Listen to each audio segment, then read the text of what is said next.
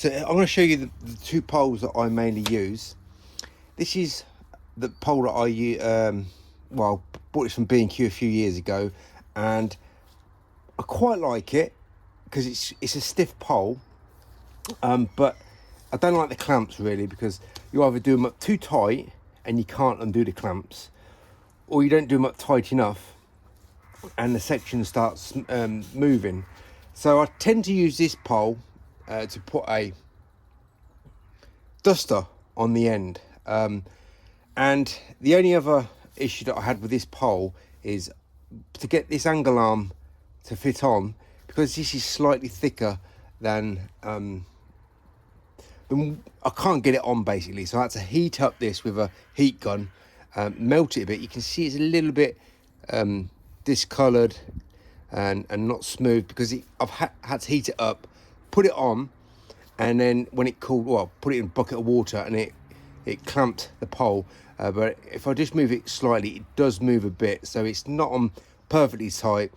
But otherwise, I couldn't have got this on because this wasn't big enough to fit on this. So yeah, basically the two issues is when I'm using each section, I'm either doing it too tight and I can't undo it, especially when your hands or your gloves are wet and soapy. I can't undo it, or it's not done tight enough. So that's basically what I'm using for my duster. Okay, so that really doesn't go on, but sometimes it does. It all depends what where I put my poles in the van. Sometimes I swap, not intentionally, I put the wrong pole in the wrong pipe where I hold my poles, and I go for the wrong one. It's not a big deal, but I tend to find I get much better work out using this on the end of this pole rather than the one with the clamps that spin. So this is actually a prototype. This is not the finished article, and the only thing I don't like about this pole is this bit here, because when I put it, I did have a walking stick rubber on the end of there, but it come off and I haven't replaced it. So when I put it on a smooth surface, like in a shopping centre, you know, those smooth tiles, when I pop it up against the wall, it often slips. So that is the only thing that I don't like about this pole, is the end here. So I need to put a new rubber bung on the end here. And both my poles, they always have the angle arm on. Now, some people like this pole, some people don't like this pole. I've heard people complain about this kind of movement. I mean, that to me doesn't affect me one bit. Now, this part here, if I can take this bit off here, this is tight, but it's tight because I've put tape. I don't think I can take it off. Okay, I can take it off. So I've got tape there, and it just thickens up the end part of the pole, so there's no movement.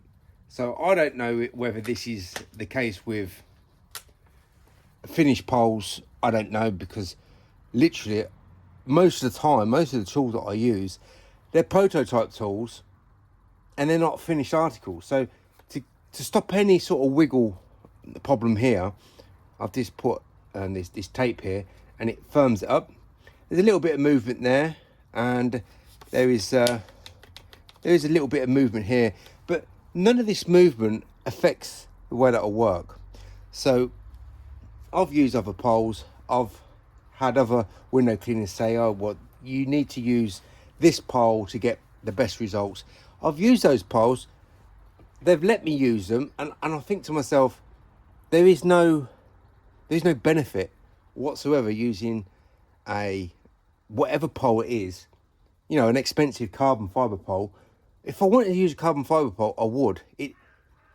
But for the most of my work, I'm just using these poles, and it doesn't affect the way that I work. Now, the good thing is, if you have got a little bit of movement, you compensate you either know it or you don't know it. Most of the time it's subconscious. You subconsciously compensate with whatever problem with the pole, with movement. So if you do get a brand new pole and it's really stiff and really tight, then that's only going to make you work even more accurately using a very stiff pole. If you do go out and buy yourself a pole that is new and is tight and everything's working fine. Personally, for me, I can use this, I can use a broomstick, and I'll still be able to do pretty much everything that I'm able to do with any pole, because I've learnt on really bad. But then this is a godsend compared to all the bad poles that I've used in the past. Some of the younger aluminium ones that I used for many years were really wobbly, and I was fine with them. But with all my poles, even when I'm using this with a cobweb brush on the end, I'm still incorporating with the cobweb brush.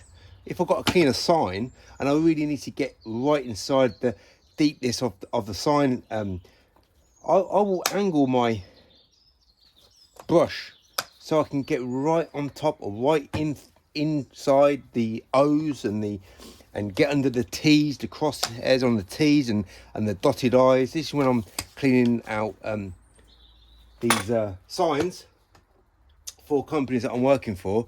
So I'm even incorporating the angle arm for brushes. But the magic happens when you're using it on a pole with your squeegee. Of course, you need the right soap solution. You really need the right squeegee and angle. I mean, this is all learnt by trial and error. Okay, so I don't need to think what angle I need to be at. I know what angle to be at, and you have to learn that really yourself. And I can position my squeegee, get 100% results, and close out, have perfect results on the closeout because I've incorporated an angle arm. Now, this is the angle arm that I use. There's plenty of other angle arms to use. I've not really had any problem with this angle arm, but I know a lot of people have. And some people complain about, I don't like the way that this is spaced out.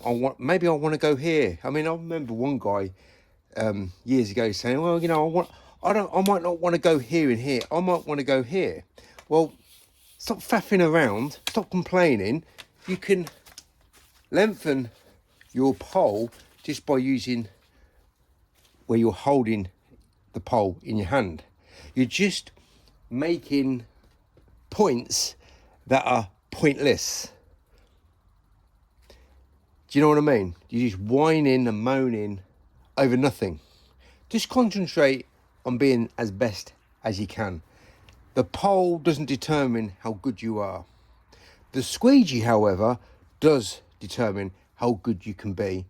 And the most important thing is, if you don't have the right soap solution, you're either going to be working like everybody else, which is longer, harder, slower, and getting less results, or you're going to be working on the next level of window cleaning using next level squeegees, because you won't need to use any other squeegee. You just use the best because you're using the best soap solution. And the pole, well, if you want to buy the best performing pole, whatever that is, you can go out and buy it. Or if you want to just use your broomstick, you can still be poling a lot better, a lot more efficiently, a lot more effectively than most window cleaners around the world. And more importantly, on YouTube.